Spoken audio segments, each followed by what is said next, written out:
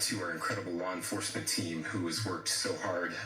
Sheriff, I got a solid 90 minutes last night, so I'm probably the most well-rested person up here. Ladies and gentlemen, I get the microphone, so I hope you'll permit me a moment just to share a few more thoughts about where we are and how we got here, and maybe a little bit of where we go from here. I don't want to get too preachy, but I think it's important that we, with eyes wide open, understand what's happening in our country today. I've heard people say, well, why are we so invested in this? There's violence happening all across our country, and violence is tragic everywhere, and every life taken is a child of God who deserves our love and respect and dignity. This is certainly about the tragic death, political assassination of Charlie Kirk. But it is also much bigger than an attack on an individual. It is an attack on all of us. It is an attack on the American experiment. It is an attack on our ideals. This cuts to the very foundation of who we are, of who we have been, and who we could be in better times.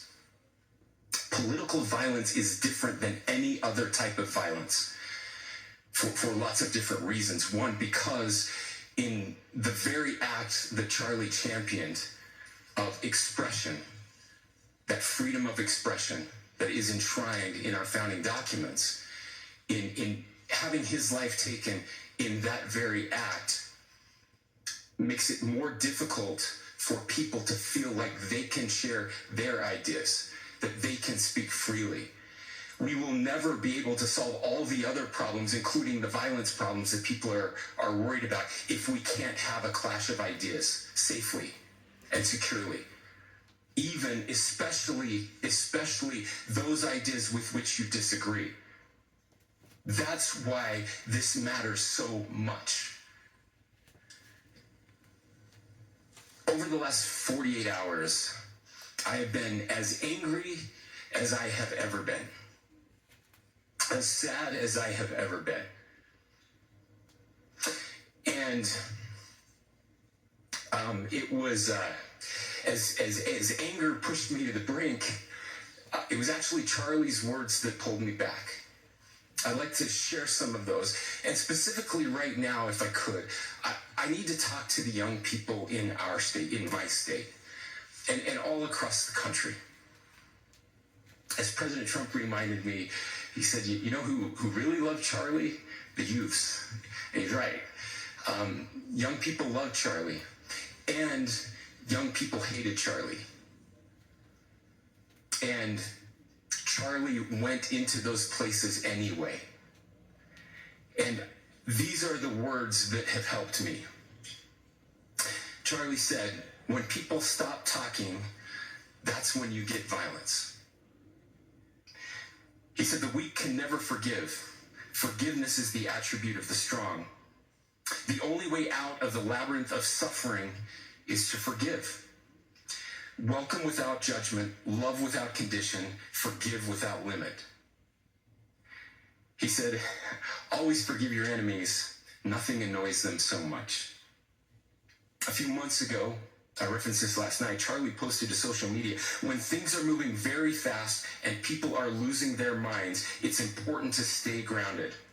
Turn off your phone, read scripture, spend time with friends, and remember, internet fury is not real life.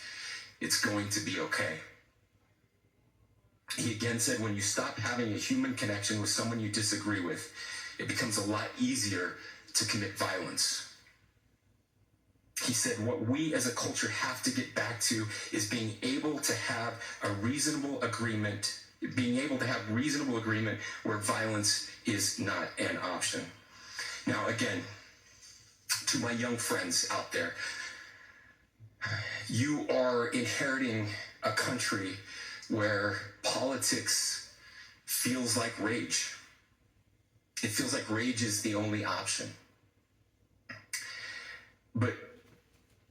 those words, we have a reminder that we can choose a different path.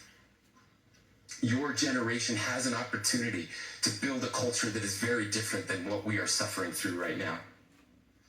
Not by pretending differences don't matter, but by embracing our differences and having those hard conversations.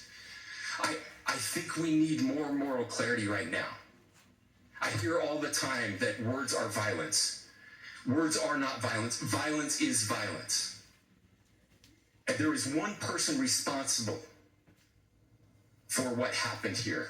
And that person is now in custody and will be charged soon and will be held accountable. And yet, all of us have an opportunity right now to do something different. I want to thank my fellow Utahns. This bad stuff happens. And for 33 hours, I was praying that if this had to happen here, that it wouldn't be one of us. That somebody drove from another state, somebody came from another country. Sadly, that prayer was not answered the way I hoped for. Just because I thought it would make it easier on us if we could just say, hey, we don't do that here. And indeed, Utah is a special place. We lead the nation in charitable giving. We lead the nation in service every year. But it did happen here. And it was one of us. But I want you to look at how Utahns reacted the last 2 nights. There was no rioting. There was no looting. There were no cars set on fire. There's no violence. There were vigils and prayers and people coming together to share the humanity. And that, ladies and gentlemen, I believe is the answer to this. We can return violence with violence. We can return hate with hate. And that's the problem with political violence, is it metastasizes. Because we can always point the finger at the other side.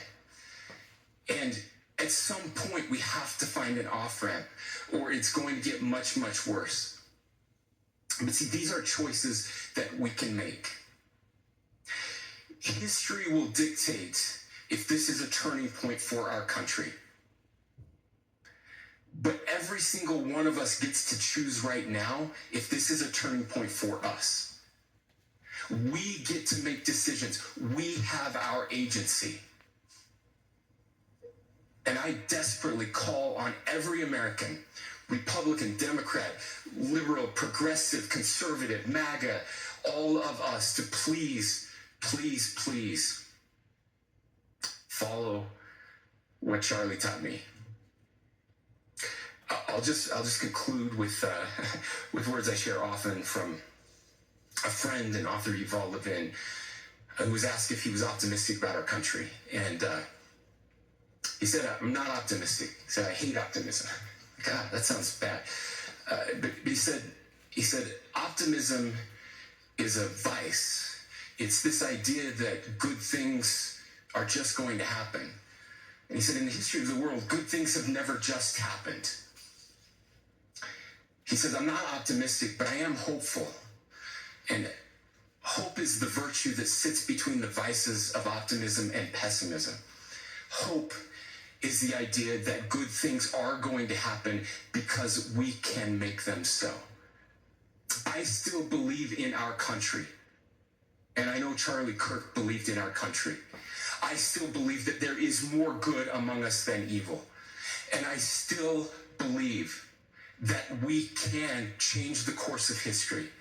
I'm hopeful because Americans can make it so.